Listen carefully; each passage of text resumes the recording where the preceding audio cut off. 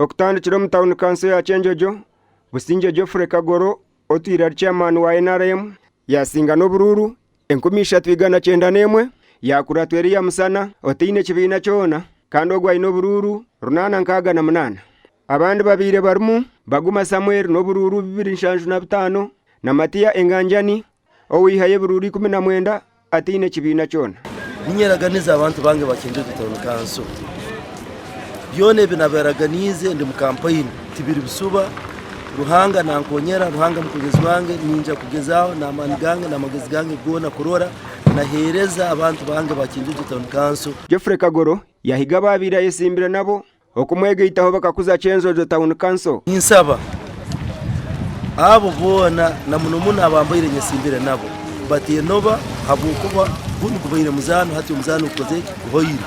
hati bayije tukwataniza hamu nuko tukora abantu bakinjojo. Kubanza ningonza kusima Ruhanga bukisasaize kitobairemu ekya Karuru kanu kandi akaruru akabaira katanguhire ninyongera kusima abantu begombora yange ya Nyantungo abasingira omuganda magombora na za town council nebagira ngo bibire bitanguhi buri omwe asingira Karuru wagambaho na TV West yaba naraganiso kusyo buherezo mu bantu bi kandi nyongera mbaraganiza ndi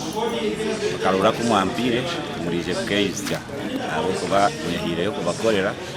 jira manifesto ina abaherize giterine ya NRM inyenda kuraganiza abantu bakishojo ko kutubwira ntuhereza abantu bakishojo na hati nuko nkwijya gena mwiso nimpereza kurora ubuhereza bwahindukaho kandi ubu ninkwataniza nabebembezi abandi tukolisa machines nko kumbagambire kandi zituyambire munongo mu kwa identifying abantu ababire baza kutera Karuru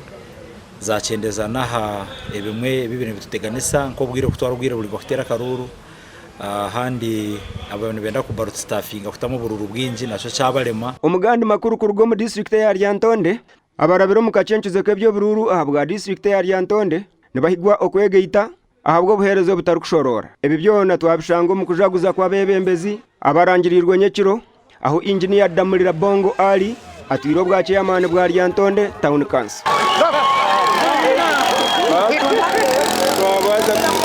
I declare Damulira Ali, who has obtained the largest number of votes elected for Lyantonde town council electoral area, Lyantonde electoral district. Atenda ba NRM bagenzo okulaba nga Bongo yeyetagisa okukulembera ekibuga Lyantonde. Wachichenga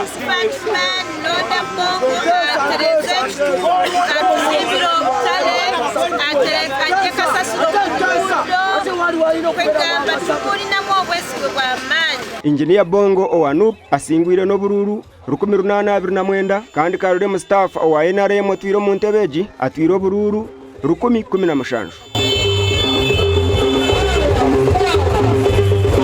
Elimu kubyensubiro okutandikirako Kasasiro subiro kumurwanisa amatala subiro kudamu kwakise ekibuga Akaruru kano twakeddo kalonda ne tukakuuma mpaka sawa mwenda gwa kiro era mu bululu bono buze bulondebwa sirabangayo Karuru kano ngawe kabadde abanda babire besimbire bari mu John Mutebi na Mathias abatine kibiina fe ngaba banabitone mu Lyantonde town council twali tulina okunyigirizibwa kunene nnyo nga sente zijja naye nga tetuzifuna tetumanyi gye ziyitira naye ono Damulira Ali Bongo ye yewaddeyo okutukwatirako atongeremu ku maanyi